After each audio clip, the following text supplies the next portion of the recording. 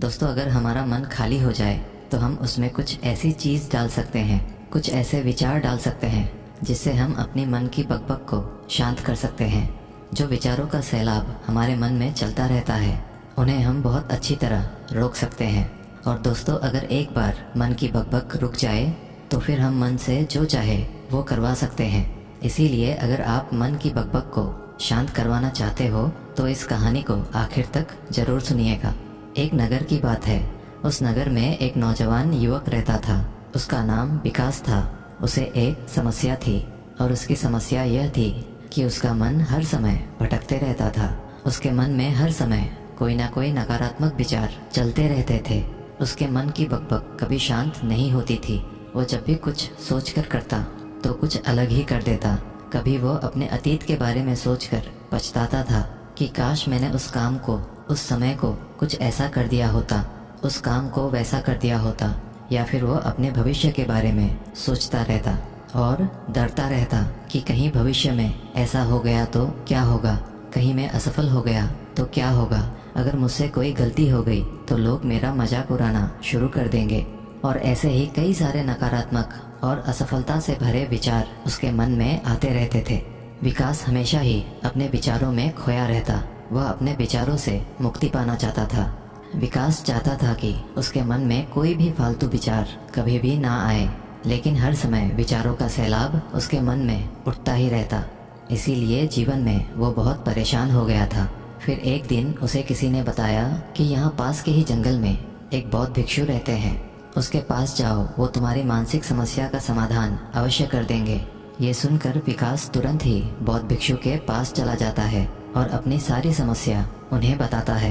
बौद्ध भिक्षु भी विकास की बातों को बड़े ही ध्यान से सुन लेते हैं और उससे कहते हैं कि तुम मुझसे क्या जानना चाहते हो। ये सुनकर विकास कहता है, हे गुरुदेव, मैं अपने मन को शांत व खाली करना चाहता हूँ। मैं आपसे ये जानना चाहता हूँ कि मन को खाली व शांत कैसे करते हैं। मेरा मन हर वक्त विचारों से भरा रहता है। मेरा ध्यान एक जगह लग ही नहीं पाता है, जिसके कारण मेरे हर काम में समस्या आ जाती है। मैं एक चीज़ करता हूँ तो नकारात्मक विचारों के कारण दूसरी चीज़ पर पहुँच जाता हूँ। मेरा मन एक जगह ठहरता ही नहीं है और यूं ही हर दिन मेरे मन में हजारों विचार चलते रहते हैं। और ये कब होता है, क्यों होता है, मुझे कुछ पता नहीं चलता। बहुत देर बाद मुझे एहसास होता है कि मैं क्या करने बैठा था और मैं क्या कर रहा हूँ। गुरुदेव, मैं अपने मन को विचारों से खाली कर देना चाहता हूँ। मैं चाहता हूँ कि मेरे मन में एक भी विचार ना आए।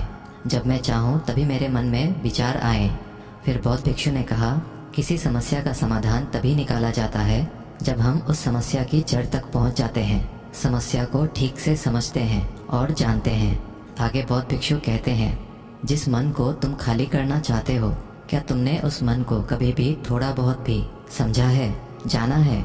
ये सुनकर विकास ने कहा कि महाराज, मैंने अपने मन को जानने की बहुत कोशिश की है, लेकिन मैं जितना इसके बारे में जानता हूँ, मेरा मन उतना ही रहस्यमयी हो जाता है। फिर बौद्ध भिक्षु ने उस युवक को एक घड़ा देते हुए कहा कि जाओ, इस घड़े में छोटे छोटे पत्थर भरकर लेकर आओ। फिर वो युवक वहाँ से गया और छोटे छोटे पत्थर भरकर लेकर आया और उस घड़े को बौद्ध भिक्षु के पास रख दिया। फिर बौद्ध भिक्षु ने उस युवक से कहा कि इस घड़े को तुम अपना मन समझो और इस घड़े में भरे पत्थरों को अपने विचार समझो। अब इस घड़े में और पत्थर डालो। उस युवक ने घड़े में और पत्थर डालना शुरू किया। क्योंकि घड़ा पहले से भरा हुआ था, एक दो पत्थर डालने के बाद बाकी सारे पत्थर नीचे गिरने लगे। फिर बौद्ध भिक्षु ने उस युवक से कहा, रुको ज़रा, ध्यान से देखो। अब घड़े में पत्थर नहीं आ रहे हैं, बल्कि पत्थर नीचे गिर रहे हैं। क्योंकि ये एक घड़ा है, जो इसमें आ सकता था वो आ गया। अब इसमें और पत्थर नहीं आएंगे। अगर दूसरे पत्थर डालने हैं तो पहले वाले पत्थरों को निकालना होगा। ये सुनकर उस युवक ने कहा, गुरुदेव, मैं आपकी बात समझ गया हूँ कि आप मुझे क्या बताना चाहते हैं। हमें अपने मन को विचारों से ही खाली कर देना चाहिए। विकास की ये बात सुनकर बौद्ध भिक्षु मुस्कुराने लगे और कहा, पहले मेरी पूरी बात तो सुन लो, उसके बाद मन को खाली कर लेना। फिर बौद्ध भिक्षु ने उस युवक को कहा कि हमारा मन एक घड़े के बिल्कुल उल्टा है। क्योंकि घड़े को तुम पत्थरों से भर सकते हो, लेकिन मन को विचारों से नहीं भर पाओगे, क्योंकि मन तो हमेशा खाली रहता है। ये सुनकर उस युवक ने कहा, गुरुदेव, मुझे आपकी बातें कुछ समझ नहीं आ रही है। मन अगर खाली रहता है तो फिर हम उसे खाली करना क्यों चाहते हैं? फिर मन को खाली करने की क्या ही आवश्यकता है? फिर बौद्ध भिक्षु ने उससे कहा कि इस घड़े से एक एक करके पत्थरों को बाहर निकालो। विकास ने वैसा ही किया। वो घड़े में से एक एक करके पूरे पत्थरों को बाहर निकालता रहा और ऐसा करते करते अंततः घड़ा खाली हो गया। फिर बौद्ध भिक्षु ने उस युवक से कहा, देखा तुमने, जब एक एक करके तुमने पत्थरों को बाहर निकाला तो ये घड़ा खाली हो गया। अब तुम इस घड़े में कोई भी पत्थर डाल सकते हो, दूसरे पत्थर डाल सकते हो या फिर उन्हीं पत्थरों को दोबारा डाल सकते हो। आधा भर सकते हो या फिर पूरा भी भर सकते हो। फिर वह युवक कहता है, गुरुदेव, मैं भी तो यही कह रहा हूँ कि मुझे अपने मन को खाली करना है। ये तो एक पत्थर है, इसे आसानी से निकाला जा सकता है और घड़े को खाली किया जा सकता है, लेकिन गुरुदेव, मैं अपने मन को खाली कैसे करूं? फिर बौद्ध भिक्षु ने कहा, इस घड़े में एक पत्थर डालो और 2 पत्थर निकालो। ये सुनकर उस युवक ने कहा, गुरुदेव, ये कैसे हो सकता है? जब इस घड़े में एक पत्थर होगा तो एक ही पत्थर निकलेगा, 2 कैसे निकलेंगे? फिर बौद्ध भिक्षु ने उससे कहा, ऐसा नहीं हो सकता है तो ऐसा ही करो कि इस घड़े में 2 पत्थर डालो और 4 निकालो। विकास ने कहा, महाराज, ऐसा कैसे हो सकता है? ये कोई चमत्कारिक घड़ा तो है नहीं कि 1 डालो तो 2 निकल आएंगे, 2 डालो तो 4 निकल आएंगे। यह सुनकर बौद्ध भिक्षु ने कहा, यह घड़ा तो चमत्कारिक नहीं है, लेकिन तुम्हारा मन तो चमत्कारिक है। उसमें से अगर तुम एक विचार बाहर निकालते हो तो उसके साथ 2 विचार आते हैं, और जब तुम उन 2 विचारों को पकड़ते हो तो उसके साथ 4 विचार निकलते हैं, और फिर ऐसा करते करते विचारों की एक लंबी श्रृंखला बन जाती है, और फिर तुम कहीं नहीं रुकते, एक के बाद एक विचारों को पकड़ते जाते हो। यह मिट्टी का घड़ा तो पत्थरों से भर जाएगा, लेकिन तुम्हारा मन कभी नहीं भरता। वो हमेशा खाली है, लेकिन वह खाली नहीं करता। ये इस मन की माया है कि सब कुछ है लेकिन फिर भी कुछ नहीं। फिर उस युवक ने कहा, गुरुदेव, मैं आपकी बात समझ रहा हूँ, लेकिन क्या मैं हमेशा अपने विचारों के जाल में ही फंसा रहूँगा? क्या मन के इस माया जाल से निकलने का कोई रास्ता नहीं है? फिर बौद्ध भिक्षु ने कहा, इस मिट्टी के घड़े में आधे पत्थर भर दो। फिर उस युवक ने ऐसा ही किया। फिर बौद्ध भिक्षु ने कहा, अब इन पत्थरों में से कोई एक पत्थर चुनो और उस पत्थर की एक छोटी सी मूर्ति बनाकर मुझे दे दो। मैं जानता हूँ कि तुम एक अच्छे कलाकार हो। विकास ने एक पत्थर निकाला और उस पत्थर को बौद्ध भिक्षु के सामने ही तराशने लगा। पत्थर को तराशते वक्त उसे लगा कि ये पत्थर अच्छा नहीं है। फिर उसने दूसरा पत्थर घड़े से निकाला, लेकिन उसे वो पत्थर भी पसंद नहीं आया। फिर उसने तीसरा पत्थर निकाला, लेकिन वो तीसरा पत्थर भी उसे पसंद नहीं आया। उसका रंग अच्छा नहीं था। ऐसा करते करते उस युवक ने सारे ही पत्थरों को बाहर निकाल दिया। उस युवक को ऐसा करते हुए बौद्ध भिक्षु बड़े ही ध्यान से देख रहे थे।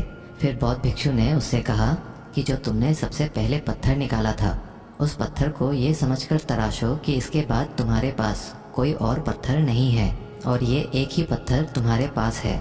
फिर उस युवक ने जैसा गुरुदेव ने कहा उसी एक पत्थर को लेकर तराशना शुरू किया और उसने उस पत्थर से एक बहुत ही सुंदर मूर्ति बनाई और बौद्ध भिक्षु को भेंट की।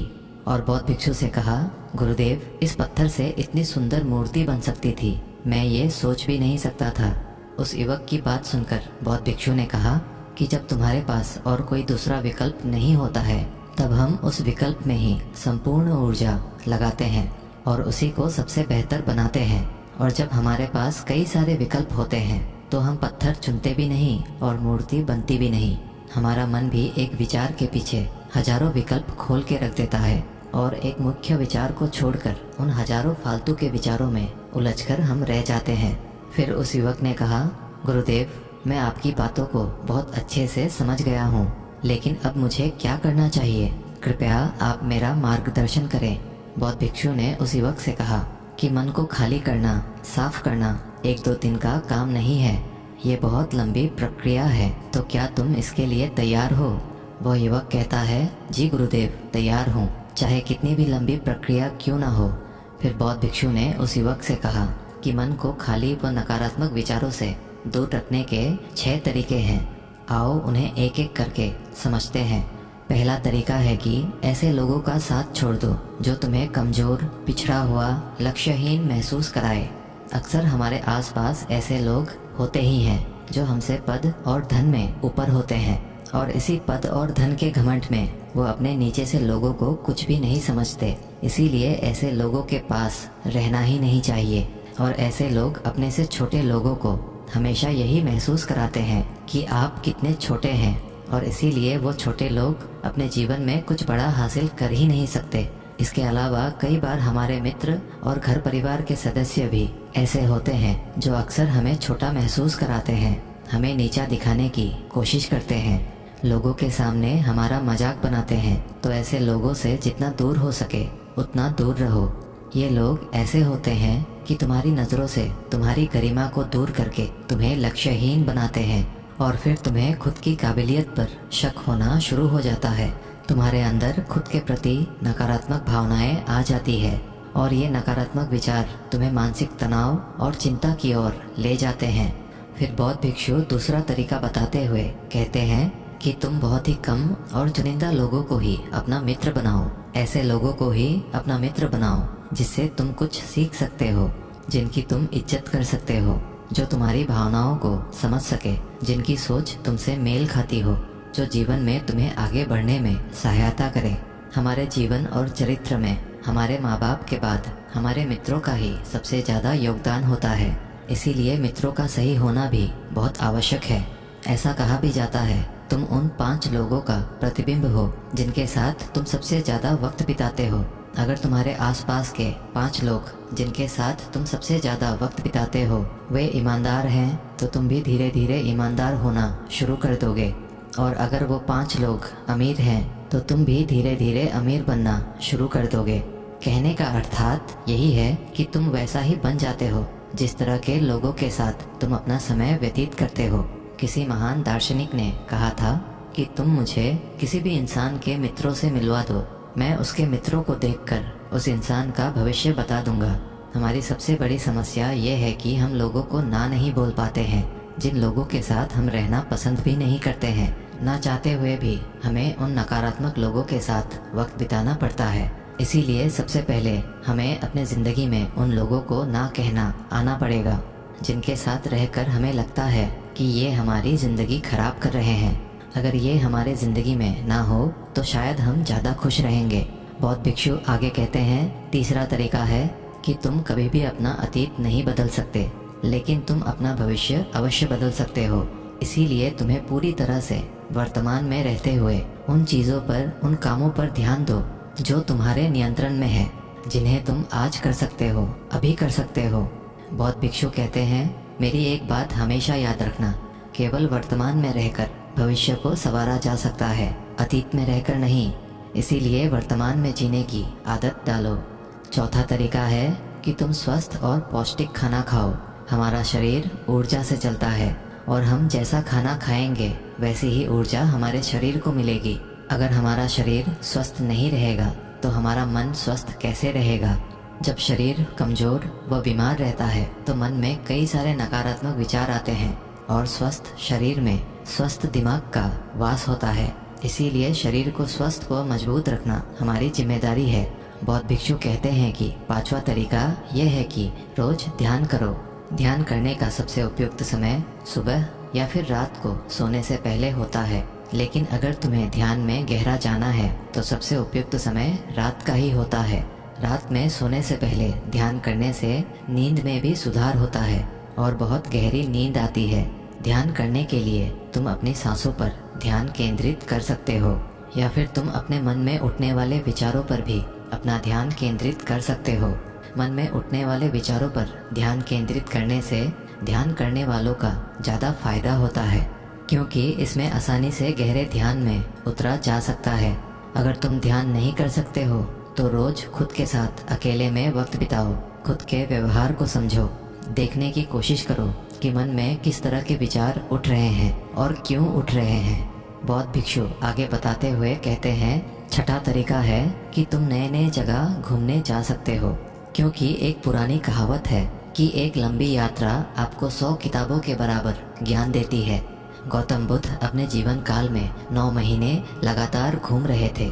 उनके भ्रमण करने का यही कारण था कि नए नए जगह जाने से ज्ञान की प्राप्ति के साथ साथ मन को एक नयापन भी प्राप्त होता है। नई जगह घूमने जाने पर हमारा मन उत्साहित रहता है। फिर बौद्ध भिक्षु कहते हैं, मन के जाल में कभी मत फंसो। मन को खाली करने की कोशिश मत करो। जीवन में ध्यान करना सीखो।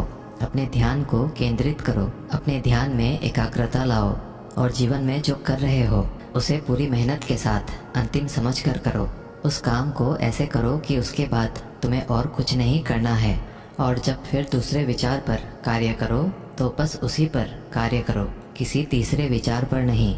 मन के मायाजाल से निकलना इतना आसान नहीं, लेकिन ध्यान करने से सब कुछ पाया जा सकता है। दोस्तों, आशा करते हैं आज के इस कहानी से आपने ज़रूर कुछ ना कुछ मूल्यवान सीखा हो।